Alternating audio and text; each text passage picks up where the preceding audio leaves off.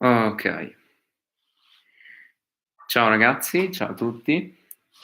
Oggi vi presento L'arte della guerra di Sun Tzu, un libro che è stato tradotto moltissimo, ehm, moltissimo, sin da quando sono state aperte le vie di rotta commerciale verso la Cina. È uno di quei libri che sicuramente dovrebbe essere letto soprattutto per le persone che vogliono, acquisire una mentalità, o una maggiore conoscenza riguardo alle strategie di guerra, ma anche di marketing e di business, perché, è utilizzato da molti professionisti in questi campi per ehm, è un libro che in un certo senso dà uno specchio sul come si fa la guerra, come si faceva la guerra nella Cina antica. Uhm, Sun Tzu era un consigliere, ehm, di una persona di alto carico, ha anche svolto dei ruoli in guerre, ed è stato visto durante tutta la sua vita come un grande stratega che in un certo senso ha anche vinto battaglie contro generali molto più potenti e eserciti che erano sicuramente in un senso più avanzati, ma in un altro meno composti e meno, dedicati alla vittoria. È un libro che ti insegna ad acquisire una mentalità e un pensiero logico dal punto di vista di adottare strategie, ehm, seguendo una linearità e una chiara veggenza, in un certo senso, come posso dire, uhm, una mentalità aperta e una mentalità, uhm, sicuramente fluida. Uhm, il libro è composto da 12 principi, uhm, e questi principi partono da il valutare secondo principi confacenti, del muovere battaglia, pianificare l'attacco, assetti strategici, il favore concesso dalle circostanze, punti deboli e punti di forza, manovre militari, le nuove variabili, muovere l'esercito, le conformazioni del terreno, i 9 tipi di terreno, attacchi incendiari e ricorrere alle spie. Allora, è molto facile in un certo senso perdersi nelle varie traduzioni che sono state fatte su questo libro.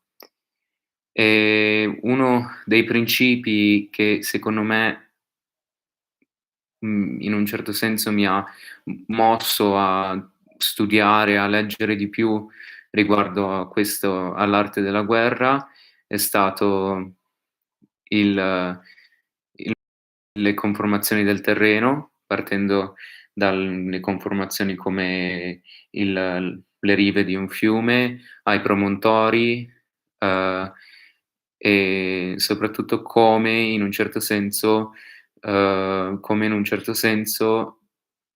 muoversi in un terreno, ehm, applicare una mentalità vincente per la battaglia. S Quando si conosce il terreno, un passo avanti rispetto ai nemici. Ehm, L'attacco non è l'ultima risorsa.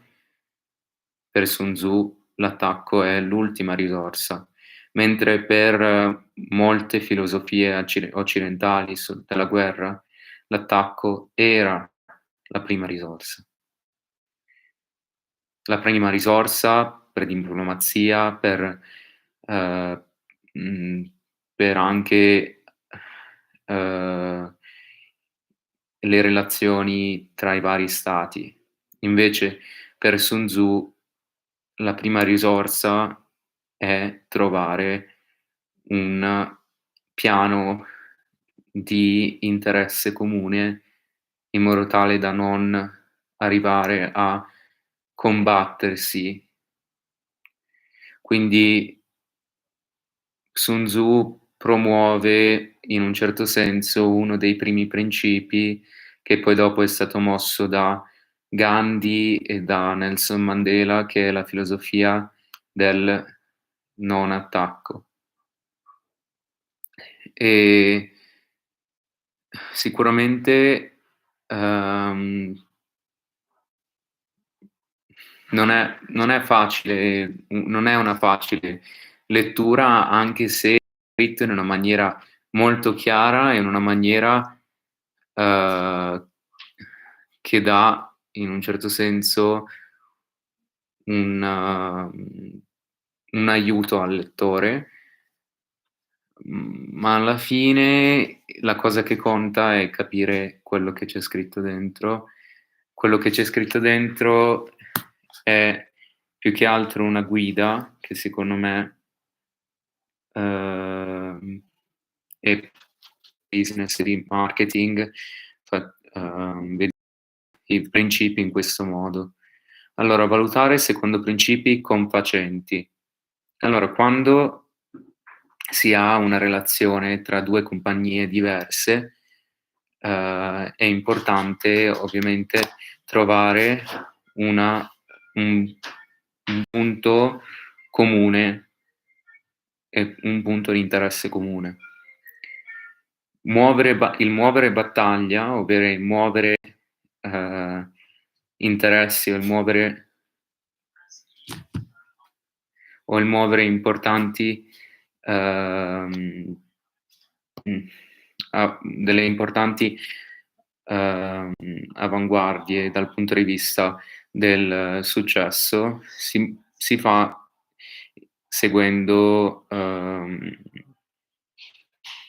una politica di non violenza molto spesso, ma se si deve muovere battaglia, si muove sapendo, innanzitutto, conoscendo il nemico, uhm, progettando degli assetti strategici, quindi valutando le risorse che si hanno e valutando, uhm, il punto di interesse o il punto di contatto e l'anima del nemico e, oppure dell'avversario dell'avversario commerciale. Uhm, Bisogna infatti conoscere i punti deboli e i punti di forza. Uhm, le battaglie dal punto di vista economiche, le battaglie economiche. Bisogna muovere le trattative in maniera veloce, gli ultimatum devono essere veloci, perché se no si ha il rischio di avere un personale e i soldati che vanno contro il successo della campagna, del marketing. Le conformazioni del terreno sono specialmente importanti, perché bisogna conoscere il terreno, dove, quindi il posto, il luogo. Bisogna avere una conoscenza base, ma non solo, approfondita di quello del posto e delle trattative stesse. Poi, bisogna ricorrere alle spie, quindi le spie, che possono essere, come posso dire, in un certo senso alcune volte sono dei finti ambasciatori, quindi e bisogna ricorrere alle spie soltanto in casi eccezionali, perché e poi dopo bisogna anche manovrarle in maniera sicura, perché le spie possono anche volgersi contro di te. Quindi tutto questo in un libro di 70 pagine che è fondamentale e molto interessante riguardo alle basi per darti una conoscenza basica, ma anche dei principi che puoi applicare dappertutto. Quindi non solo, adesso secondo me questi principi, io non faccio marketing, quindi per me questi principi sono andati ad aiutarmi, come posso dire, un esempio basico, videogiochi, di videogiochi tipo il PUBG, ma anche nelle questioni di vita, quando ehm, quando sono in conversazione con altre persone e voglio raggiungere un determinato scopo, questo libro ti aiuta in un certo senso.